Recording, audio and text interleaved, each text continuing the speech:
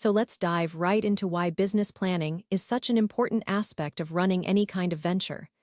When you think about it, business planning is essentially laying out the roadmap for your success. It's not just some paperwork or a formality. It actually serves as a guidebook that helps steer your company in the right direction. First off, let's talk about what exactly goes into a good business plan. You have to start with understanding your market, knowing who your customers are, what they want, and how you're going to attract them. Then comes the financials. This is where you really dig deep into revenue streams, expenses, cash flow projections, all those high-ticket numbers that keep the wheels turning. But it's not just about money, either.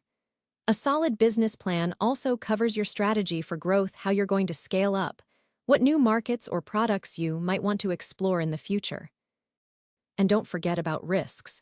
Identifying potential hurdles and having a contingency plan is crucial for staying ahead of any challenges. Now, why does all this matter so much? Well, it's because without a clear business plan, you're essentially shooting blind.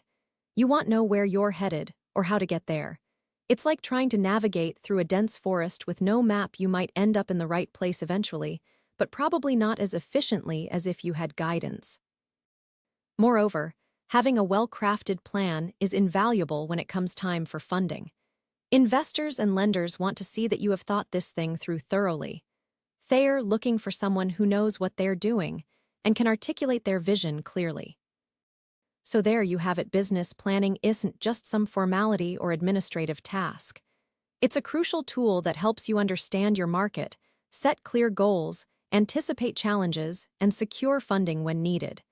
And remember, as the saying goes, if you fail to plan, you plan to fail. Okay, let's dive right into understanding what makes up a business plan. A business plan is essentially your roadmap to success, guiding you through every step of starting and growing your venture. It's like having a compass that points you in the right direction while giving you all the details about where you're headed. So, when we talk about key elements and structure, there are several main components that need attention. The executive summary, company description, market analysis, organization and management, service or product line, marketing and sales strategy, funding requirements, financial projections, and operations plan. Each section plays a crucial role in painting a comprehensive picture of your business. Starting with the executive summary, this is where you hook your reader. It's like an elevator pitch that captures the essence of what your company does and why it's going to succeed. Make sure it's compelling and concise because this is often the first thing people read. Next up is the company description. Here, you're giving a bit more detail about your business structure, legal form, history, mission statement, and values. Think of this as laying out the foundation for what makes your company tick. Then comes the market analysis, where you dive into the nitty-gritty details about who your customers are, your target market size, competitors, industry trends, and future outlooks. This section is crucial because it shows that you've done your homework and really understand the landscape you're operating in. Following that is organization and management, which covers your team structure, key players, and their roles and responsibilities. It's important to demonstrate that you have a strong leadership team in place who can guide the company towards success. The service or product line section is where you provide detailed information about what you sell, including features, pricing, and how it meets customer needs better than competitors. This is your chance to showcase why your offering stands out from the crowd. Marketing and sales strategy comes next, outlining your plans for reaching potential customers and driving sales. Think about the channels you'll use and how you'll measure success. Funding requirements detail how much money you need and what it will be used for. Investors want to know exactly where their money goes and why it's necessary. Financial projections are a key component of any business plan. They give potential lenders or investors insight into your financial health and future profitability. Make sure these numbers are realistic and based on solid assumptions.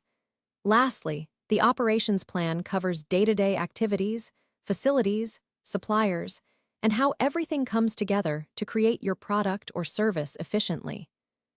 By including all these elements in a clear and concise manner, you're giving yourself the best chance at success. Remember, it's not just about writing a document, it's about creating a living guide that will help steer your business towards achieving its goals. So there you have it. A well-structured business plan can be the difference between success and failure for any startup or established company looking to grow. Today, we're diving into something really important for anyone working on reports, proposals, or business plans. You know how it goes. You spend hours crafting a detailed document, but when someone glances at it, they might not even get past the first few pages. That's where an executive summary comes in, your chance to hook them and make sure they read on. So let's talk about how to craft an effective one. First off, think of an executive summary as a quick snapshot of what your document is all about. It should highlight key points without going into too much detail. Start with an introduction that briefly explains the purpose and scope of your report or proposal. This sets the stage for why it matters. Next, dive right into the main points you want to emphasize. If you're pitching a new product idea, talk about its unique features and how they solve a problem. Mention any high-ticket benefits or cost savings. Keep it concise but impactful, no fluff here. Then comes the nitty-gritty details that back up your claims. Use facts, figures, and examples to support what you've said so far. But remember, this isn't the full story, just enough information to make your point. Finally, wrap it all up with a clear call to action or next steps. Whether it's scheduling a meeting, signing on the dotted line, or taking further action, be explicit about what you want them to do after reading your summary. Now, here's a quick tip. Always tailor your executive summary to your audience. Are they decision makers who need to see ROI, or are they technical experts looking for specific details? Knowing who's going to read it helps you hit the right tone and level of detail. So there you have it, an engaging opening that sets up what's important, key points stated clearly but concisely, supporting evidence provided briefly, and a strong call to action to keep them moving forward. Remember, your executive summary is like a first impression. Make sure it counts. That's all for now. Give these tips a try when crafting your next executive summary. I bet you'll see better engagement from readers right away. Let's dive into understanding how an executive summary can be your key to attracting investors for your business venture. Think of it this way. When you're trying to make a good impression on someone, you want them to see the essence of who you are or what you offer right away. The same principle applies here. An executive summary is like a snapshot that captures the most important aspects of your business plan and projects. First off, let's talk about why it's so crucial. Investors need to quickly grasp what makes your business unique and valuable. A well-crafted executive summary can do just that in a few concise paragraphs. It serves as an introduction to everything else you'll discuss later in the business plan, but it needs to stand on its own too. Now, let's break down what goes into creating an effective one. Start with a clear statement of your business idea or product. Investors need to know exactly what you're offering right away. Then, follow up with some key highlights, things like market size and potential growth opportunities. Highlight any high-ticket clients or partnerships you already have in place. These can be powerful selling points. Next, dive into the financials briefly but effectively. Share your revenue projections and funding needs clearly. Investors want to see that you've done your homework here and that your numbers are realistic and achievable. Also, don't forget to mention any unique competitive advantages you might have, whether it's a patent, proprietary technology, or an exceptional team. It's also important to convey passion and enthusiasm for your venture throughout the summary. After all, if you're excited about what you're doing, that energy is contagious. But remember, keep it concise. No need to go into the nitty-gritty details just yet. That's where the rest of your business plan comes in. Lastly, make sure your executive summary ties everything together neatly and leaves investors wanting more enough to want to read the full business plan or schedule a meeting with you. It's all about making that initial connection strong and compelling. So there you have it. An effective executive summary serves as the gateway to attracting investors by presenting your venture's key points succinctly and engagingly. Today, we're diving into an essential part of business planning, analyzing your target market using SWOT and PESTLE models. Let's break this down step by step and make sure you understand each component clearly. First up is the SWOT model. SWOT stands for strengths, weaknesses, opportunities, and threats. Start with strengths. These are the unique selling points of your business or product that give it an edge in the market. For instance, if you're selling high-ticket luxury items, a strength could be the exclusivity factor. Next come weaknesses, things that might hold you back or make you less competitive. Maybe your production costs are higher than your competitors, which is something to address. Opportunities are external factors that can work in your favor. For example, if there's an increasing trend towards eco-friendly products and you happen to offer sustainable goods, that could be a great opportunity for growth. Finally, threats are the things that might harm your business or make it harder to succeed. High competition or changes in consumer preferences could pose significant threats. Now let's move on to the PESTLE model. This stands for political, economic, sociocultural, technological, legal, and environmental factors influencing your market. Let's start with political. Government policies can have a big impact on business operations. For example, new tax laws or import-export regulations could affect how you run your business. Economic factors include things like inflation rates, interest rates, and economic stability, which directly influence consumer spending power. Sociocultural aspects refer to societal trends and cultural norms that shape consumers' buying behavior. Technological advancements can also create opportunities for innovation or necessitate changes in operations. Legal considerations are important too. Compliance with laws and regulations is crucial to avoid fines and maintain a good reputation. Lastly, environmental factors such as climate change or sustainability trends are becoming increasingly significant as more consumers prefer eco-friendly products. Combining these insights from SWOT and PESTLE models gives you a comprehensive view of your target market's landscape. It helps identify key areas for improvement, capitalize on opportunities, and mitigate risks effectively. Remember to regularly review both SWOT and PESTLE analyses, since market conditions can change rapidly, especially in today's dynamic business environment. So there, you have it. Using these models will help you better understand the nitty-gritty of your target market and make informed decisions for your business. Let's dive into understanding how to conduct a competitor analysis for your business plan. Now, when you're thinking about starting a new venture or expanding an existing one, it's crucial to know what your competitors are up to. So why do we need this? Well, it helps us identify our strengths and weaknesses relative to the competition and gives us insights into market trends and customer preferences. First off, let's talk about SWOT analysis.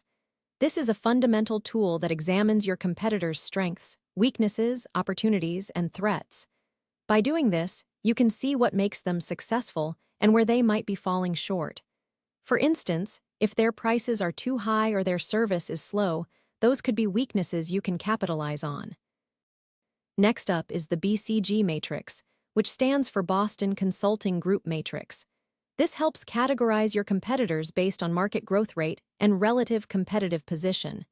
It sorts them into 4 categories: stars, question marks, cash cows, and dogs. Stars are high growth and strong market positions. These companies are doing really well. Question marks have a low market share in a growing industry. They are uncertain, but potentially rewarding if managed correctly. Cash cows have dominant market shares in mature market high profits with little growth potential. And finally, dogs are products or businesses with small market share in slow growth markets. They're not performing very well. Another technique is the Porter's 5 Forces model, which helps to understand industry competitiveness by identifying 5 competitive forces: threat of new entrants, bargaining power of suppliers, bargaining power of buyers, threat of substitute products or services, and rivalry among existing competitors. By analyzing these factors, you can predict how profitable a certain market segment may be for your business. Additionally, It's important to look at the nitty-gritty details such as pricing strategies, customer service quality, product range, marketing efforts, and distribution channels. These elements make up the core of what sets each competitor apart from others in the market. Lastly, don't forget about online reviews and social media presence. People are talking about your competitors all over the internet. Use tools like Google Alerts to monitor mentions of their brand names or products. This can provide valuable feedback on customer satisfaction levels and help you understand where they might be lacking. In conclusion, competitor analysis is essential for any business plan because it provides a clear picture of what's happening in your market space. By identifying strengths and weaknesses, opportunities and threats through SWOT analysis, categorizing competitors using the BCG matrix or Porter's 5 forces model, and looking closely at pricing strategies and online presence, you can create a solid foundation to build on for your business success. That's it for today. I hope this gives you some great insights into how you can conduct effective competitor analyses for your next project. Okay, let's dive into defining your unique value proposition, or UVP for short. Think of your UVP as the special sauce that sets you apart from everyone else in your field. It's not just about what you do, but why you're better at it and what makes you stand out. To start crafting your UVP, let's break down some key elements. First, identify your target audience. Who are they?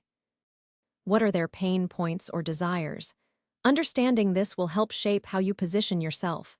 Next, consider the benefits you offer that directly address these needs. It's about highlighting what makes your service or product unique and valuable to them. For instance, if you're a high-ticket item retailer, your UVP might stress the quality of materials used or the exclusivity of the products. If you're selling something more budget-friendly, maybe it's about affordability combined with style or functionality. The goal is to make clear why customers should choose you over competitors. Remember, your UVP isn't just for marketing. It's a guiding principle that informs everything from pricing strategies to customer service approaches. By defining this clearly early on, you're setting yourself up for success in all aspects of business development and growth. To wrap it up, crafting an effective UVP involves identifying your target audience, understanding their needs, and highlighting what makes you uniquely valuable. When done right, it becomes the foundation for every aspect of your business, from marketing to customer service. Today, we're diving into the world of services versus products to understand how they differ in terms of theoretical frameworks. Imagine you're standing at a crossroads where every direction leads to a different perspective on these two very distinct types of offerings. On one side, there are tangible goods that can be seen and touched, your typical product. Think about something like a high-ticket item or even something as simple as groceries. These products have fixed attributes like quality, durability, and appearance that make them appealing to consumers. Now, let's take a step over to the other side of this crossroads where we encounter services. Unlike physical products, services are intangible offerings that can't be seen or touched through experiences or actions performed by someone else for you. Think about getting your car serviced or enjoying a meal at a restaurant. Services are more complex because they involve not just what is delivered, but also how it's delivered, like the attitude of the staff and the overall environment. When we talk about frameworks, we're essentially talking about lenses through which we view these products and services. For products, one framework often used is the product lifecycle model. This breaks down a product's journey from initial conception through to its eventual decline in market relevance. It helps businesses understand where their product sits in this cycle so they can strategize accordingly. For services, the ServQual model comes into play. ServQual focuses on assessing service quality by comparing customer expectations with actual performance. This framework is invaluable for identifying gaps between what customers expect and what's actually delivered, helping to improve satisfaction levels and overall customer experience. Another important framework when it comes to understanding services is the service delivery model, which looks at the entire process of delivering a service from start to finish. It includes elements like design, delivery, feedback, and improvement. This model highlights how crucial each step in the service chain is for ensuring quality and consistency. So while both products and services have their unique frameworks, it's clear that services tend to require more attention to detail when it comes to customer satisfaction. The nitty-gritty of service delivery can make or break a business's reputation. Think about how a bad dining experience can stick with you far longer than the taste of your meal. In conclusion, whether we're talking about products or services, understanding these theoretical frameworks helps us better appreciate the complexities involved in their creation and delivery. It's all about meeting customer expectations while maintaining quality standards, no matter what side of that crossroads you're on.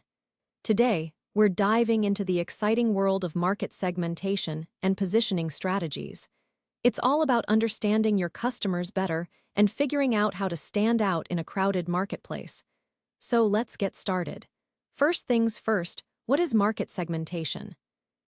Well, it's simply dividing your potential customer base into distinct groups based on shared characteristics such as age, income level, lifestyle, or even purchasing behavior. By segmenting the market this way, you can tailor your marketing efforts to suit each group more effectively and efficiently. Think about high-ticket items, for example. If you sell luxury goods, your target audience might be quite different from someone selling everyday household products. Luxury shoppers typically have higher disposable incomes and are looking for unique, premium experiences.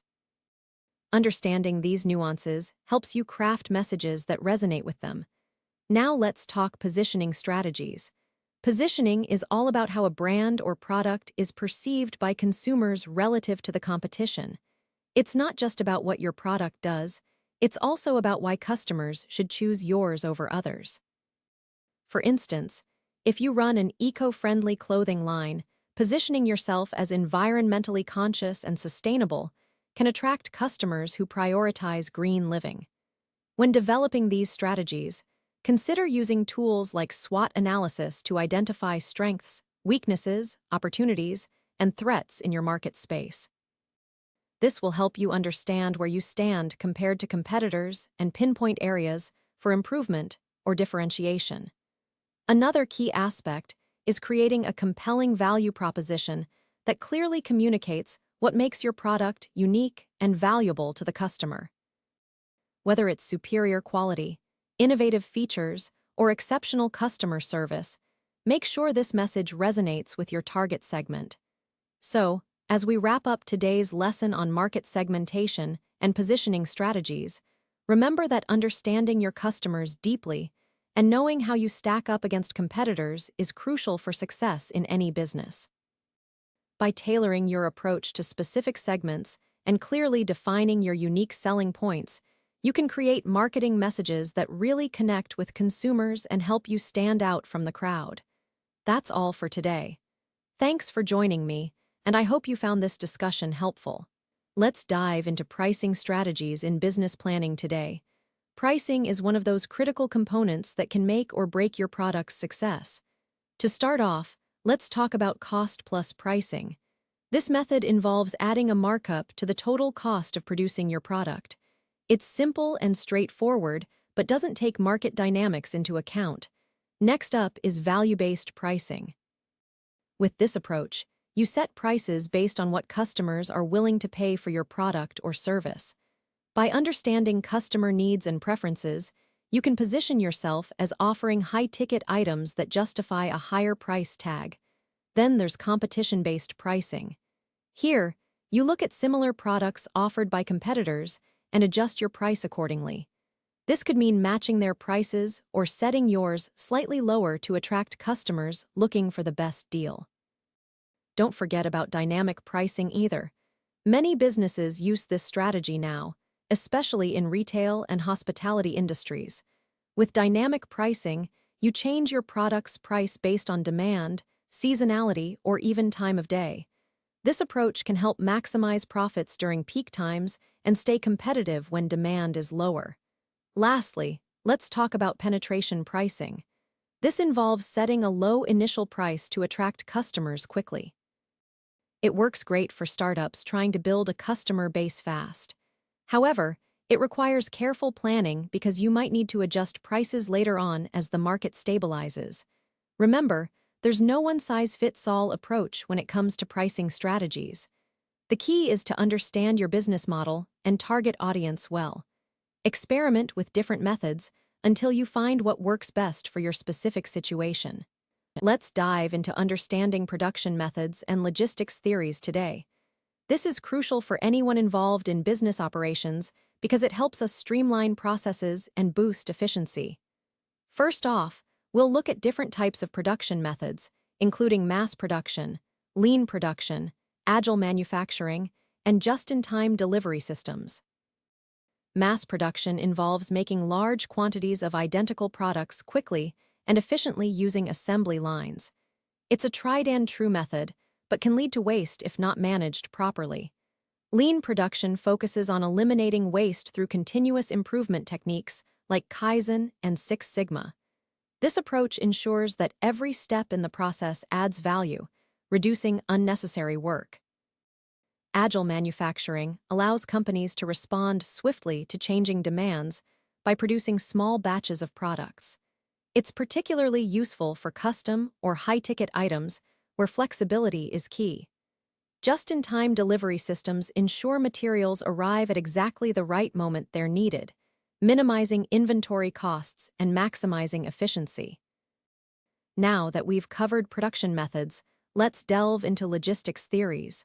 Logistics involves managing the flow of goods from their point of origin to final destination efficiently and cost-effectively. Key concepts here include supply chain management, transportation modes such as trucking or air freight, warehousing strategies like cross-docking, and inventory control techniques. Supply chain management coordinates all activities involved in sourcing materials, transforming them into finished products, and delivering those products to customers. Effective logistics requires collaboration among suppliers, manufacturers, distributors, retailers, and customers. Understanding the nitty-gritty details of each link in this chain helps companies optimize their operations. Transportation modes play a vital role in logistics too. Companies must choose the most suitable mode based on factors like cost, speed, reliability, and distance. For instance, air freight is faster but more expensive than trucking or rail transport. Each method has its pros and cons depending on specific needs. Warehousing strategies are also critical for efficient logistics operations. Cross-docking, where incoming products are directly loaded onto outgoing vehicles without being stored in a warehouse, reduces handling time and storage costs. Other warehousing techniques include inventory management systems that track stock levels to prevent overstocking or shortages. In conclusion, understanding production methods and logistics theories is essential for any business looking to optimize its operations. By mastering these concepts, companies can enhance productivity, reduce waste, and improve customer satisfaction. Today, we're diving into service delivery models for business plans. This is an essential topic because understanding these models helps you craft your unique value proposition and ensure your services stand out in the market. Let's start with the basics. What are service delivery models? They are frameworks used by businesses to structure their offerings, whether it be consulting, software development, or any other professional service. Now, there are several types of service delivery models that businesses can choose from depending on their specific needs and goals. The first one we'll look at is the traditional model where services are delivered in-house by your own employees. This gives you full control over quality and consistency, but requires significant upfront investment and ongoing staffing costs. Another option is outsourcing, which allows you to leverage external expertise without the need for hiring additional staff. This can be cost-effective and flexible, especially for specialized skills or projects. The next model we'll discuss is co-sourcing, a hybrid of in-house and outsourcing where some tasks are handled internally while others are outsourced. This approach offers flexibility and scalability while maintaining control over critical processes. Another important model to consider is shared services, which involves pooling resources with other companies to deliver services more efficiently. This can lead to economies of scale and reduced costs. Lastly, there's the platform-based delivery model, where businesses use digital platforms to connect with customers or providers, streamlining service delivery and enhancing customer experience through technology. Each of these models has its own strengths and weaknesses, so it's crucial to choose one that aligns well with your business goals and market demands. Now that we've covered the different types, let's talk about how they impact your business plan. When you decide on a service delivery model, you're setting the foundation for how you will serve your customers, manage costs, and grow your business. It affects everything from pricing strategies to employee training programs. To wrap up, selecting the right service delivery model is key to creating an effective business plan that addresses customer needs while maximizing efficiency and profitability. By understanding these models, you can tailor your approach to best suit your business goals and stay competitive in today's marketplace. So there you have it. Service delivery models are a crucial part of any successful business plan. All right, everyone. Let's dive into today's lesson on revenue streams and profitability analysis. Understanding these concepts can really help us get a clearer picture of how businesses make money and stay profitable. First off, what are revenue streams? Well, they are essentially the different ways a business generates income. For instance, a company might have one or several revenue streams, maybe from selling products, providing services, licensing intellectual property, or even through advertising. The key here is to identify each unique source of income and understand how it contributes to the overall revenue. Now, let's talk about profitability analysis. This involves looking at the profit margins and return on investment for each revenue stream. By doing this, we can determine which streams are most profitable and worth investing in further. It's like figuring out where you get the biggest bang for your buck: high-ticket items versus lower-margin goods. To conduct a thorough profitability analysis, we need to look at factors such as cost of goods sold, COGS, operating expenses, marketing costs, and any other relevant expenses. Then we can calculate gross profit margins, net profit margins, and return on investment ratios. These metrics help us see how efficient each revenue stream is and where there might be room for improvement. It's also important to consider the long-term potential of each revenue stream. Some streams may provide quick profits but have limited growth potential, while others might require more initial investment but offer greater returns over time. For example, developing a subscription-based service could be a high-risk venture upfront but end up being very profitable in the future. Another aspect to think about is diversification. Spreading risk across multiple revenue streams can help stabilize overall profitability and reduce dependency on any single source of income. This way, if one stream isn't doing well, others can compensate for it. All right, let's recap. Revenue streams are the different ways a business makes money, while profitability analysis helps us understand which streams are most profitable. By looking at key metrics like gross profit margins and return on investment ratios, we can identify areas for growth and improvement. Plus, considering long-term potential and diversification is crucial for sustainable profitability. That's it for today's lesson. Thanks for joining me as we explored revenue streams and profitability analysis. Today, we're diving into the nitty-gritty of business finances, cost structures, break-even analysis, and funding requirements. Let's start by unpacking what each term means. Cost structure is essentially how you categorize your expenses in your business. There are two main types: fixed costs and variable costs. Fixed costs stay constant regardless of production volume or sales revenue, such as rent or salaries. Variable costs fluctuate with the level of output, like raw materials or utilities. Understanding these helps you forecast financial performance accurately. Now let's talk about break-even analysis. This is a crucial tool for determining how much product or service you need to sell to cover your costs and start making a profit. It involves calculating your fixed and variable costs alongside your selling price per unit.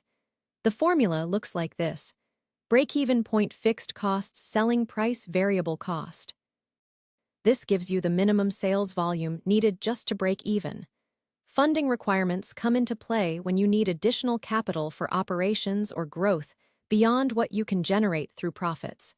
You'll have to decide if you want debt financing, equity financing, or a mix of both. Debt financing involves borrowing money and repaying it with interest over time. Equity financing means selling ownership shares in your company. To conduct a proper break-even analysis, first identify all fixed costs for the period you're analyzing. Then estimate variable costs per unit sold. Next, determine the selling price per unit. Plug these numbers into the formula to find out how many units need to be sold before breaking even.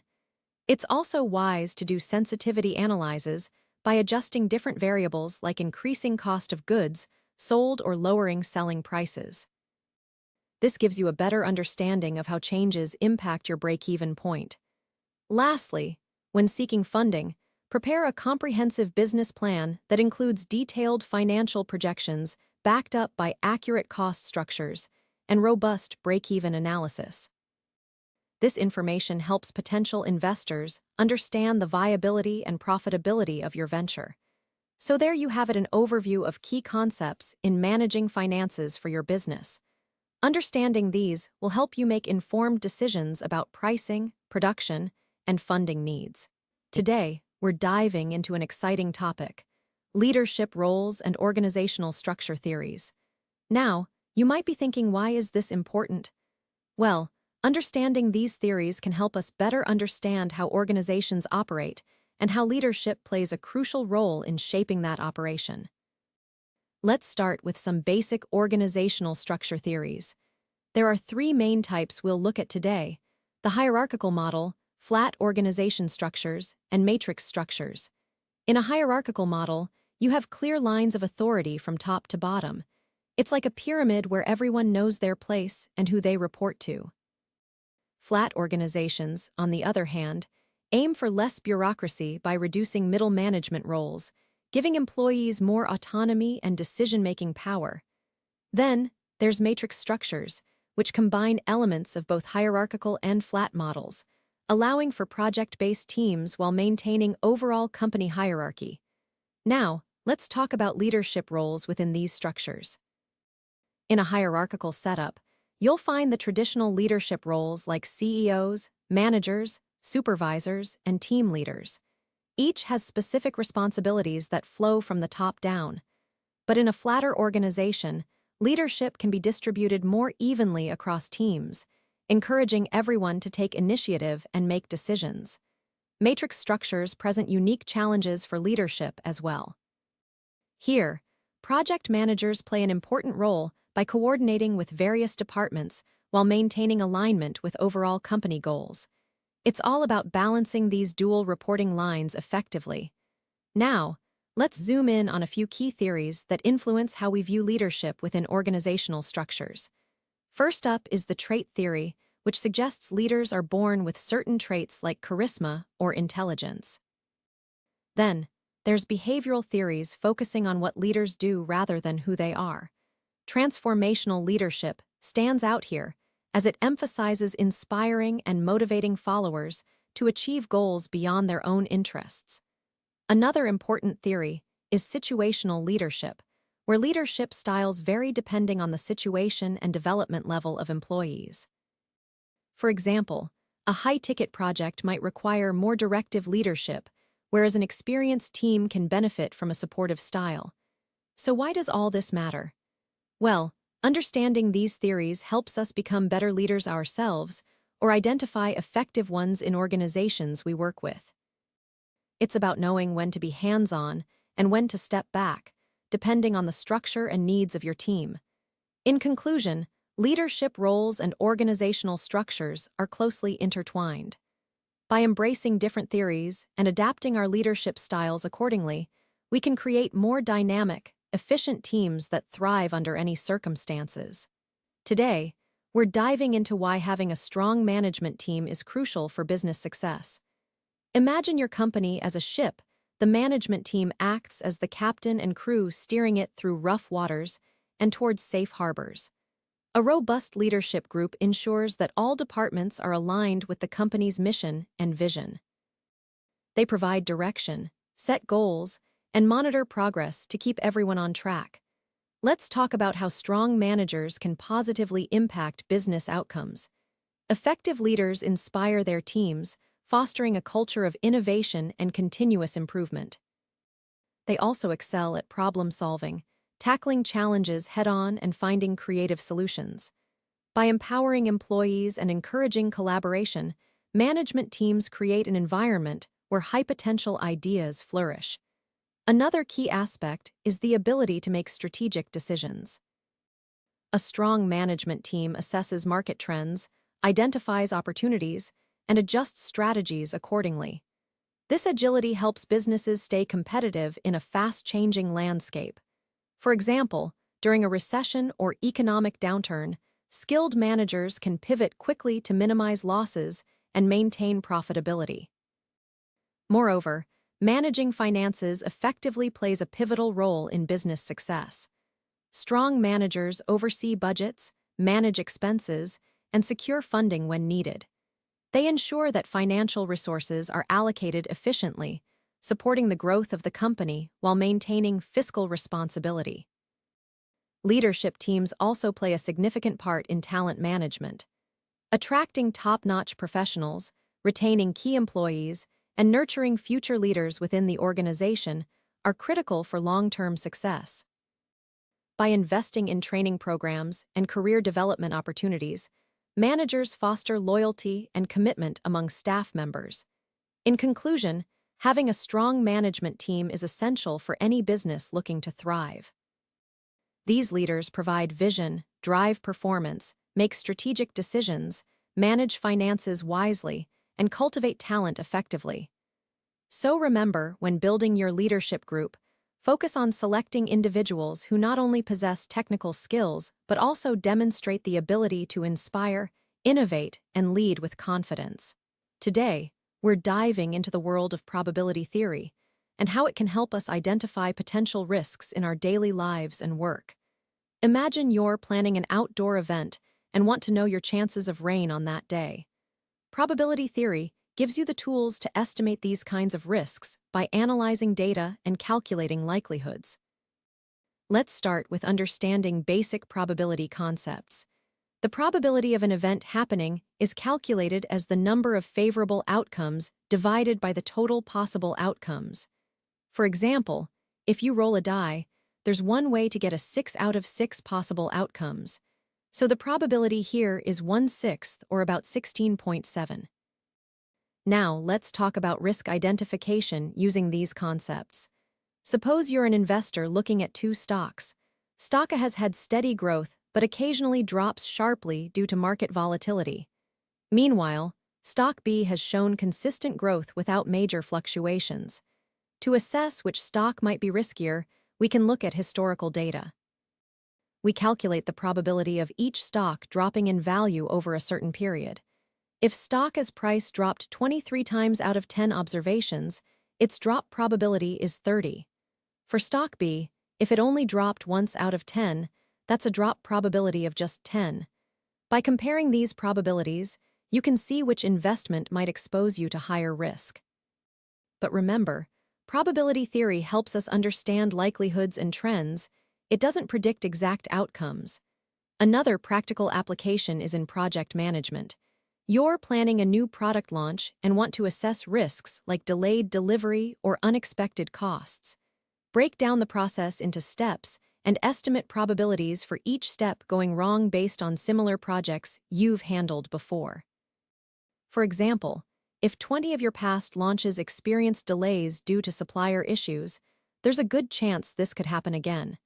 By identifying these potential risks early, you can plan contingencies like backup suppliers or extra budget buffers. Probability theory also helps us understand the impact of rare events. Think about high-ticket insurance policies covering natural disasters or major accidents. While such events are infrequent, their significant financial impact makes them crucial to consider when assessing overall risk exposure. So, as we wrap up today's lesson on identifying potential risks using probability theory, remember that it's a powerful tool for decision-making in various fields. By calculating probabilities and understanding the likelihood of different outcomes, you can better prepare for uncertainties and make more informed choices.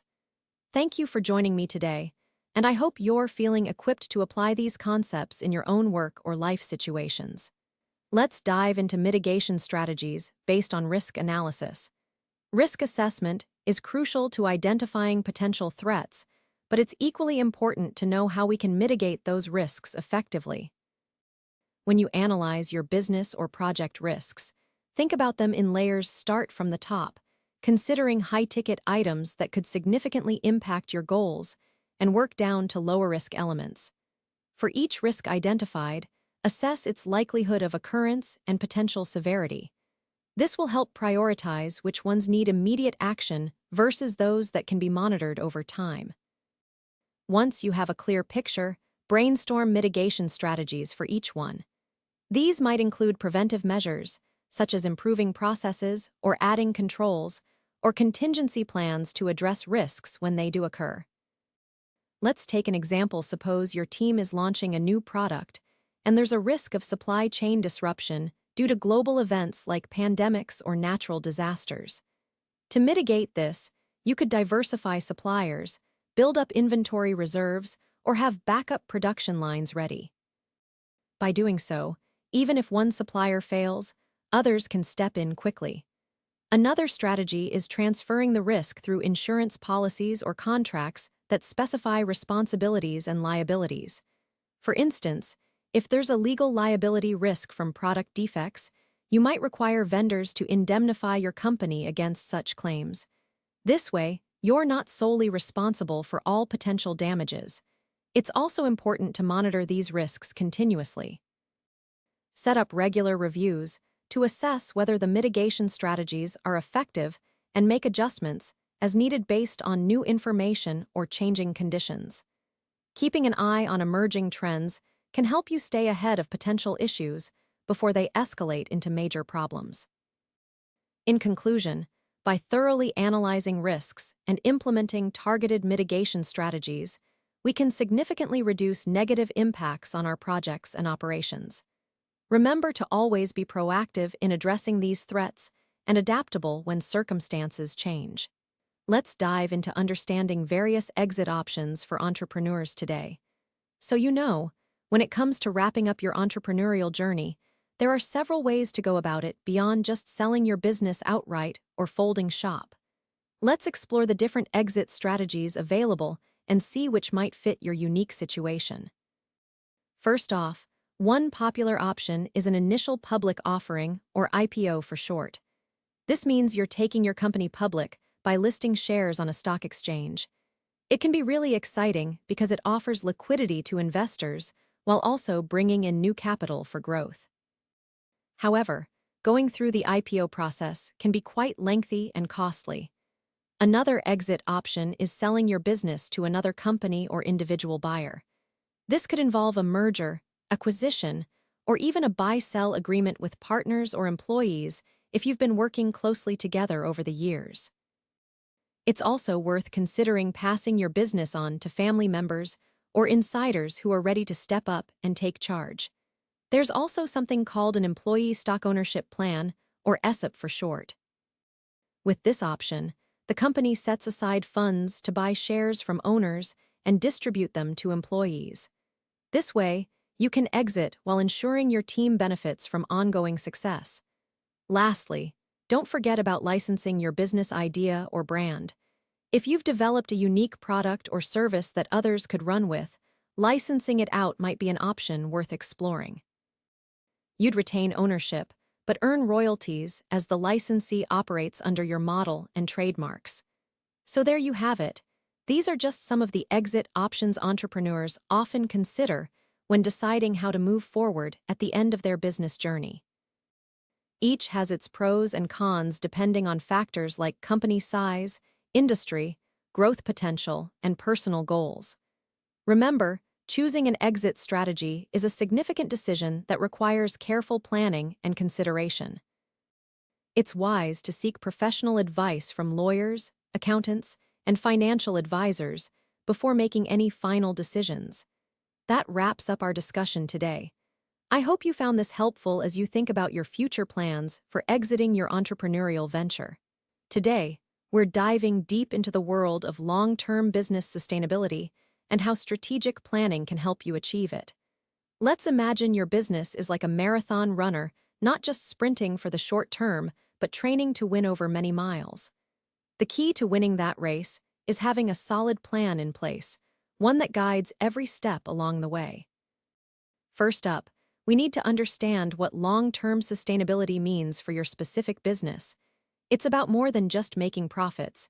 It's about ensuring your company thrives over time while being socially responsible and environmentally conscious. Think of it as building a resilient structure that can weather any storm.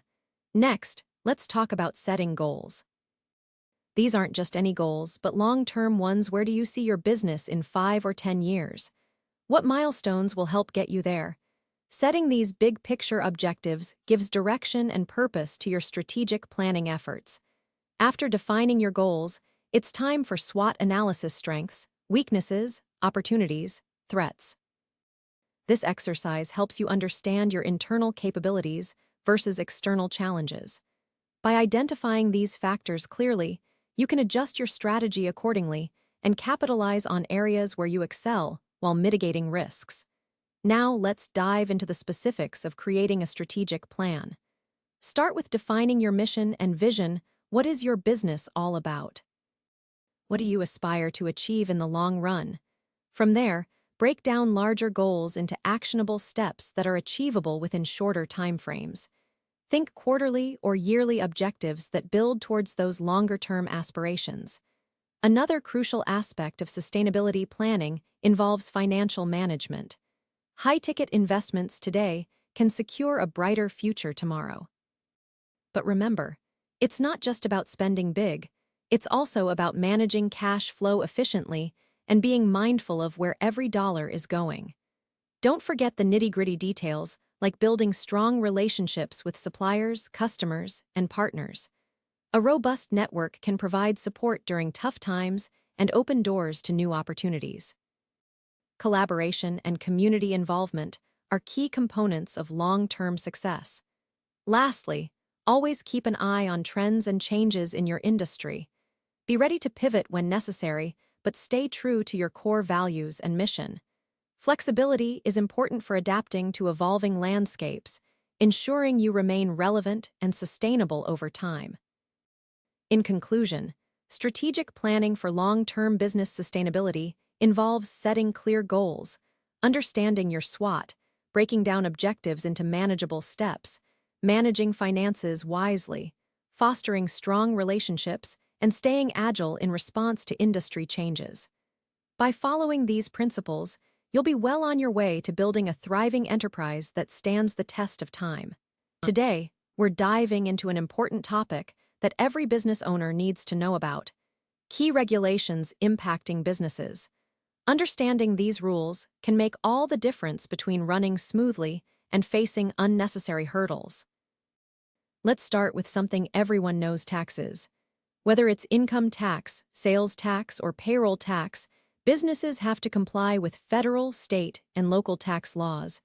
Getting this right is crucial because penalties for non-compliance can be hefty. Next up are labor laws.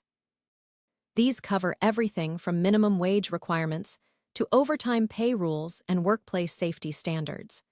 The Fair Labor Standards Act is a big one here. It sets the groundwork for how businesses treat their employees in terms of hours worked, breaks taken, and wages paid. Then, there's the Americans with Disabilities Act, which ensures that businesses accommodate individuals with disabilities.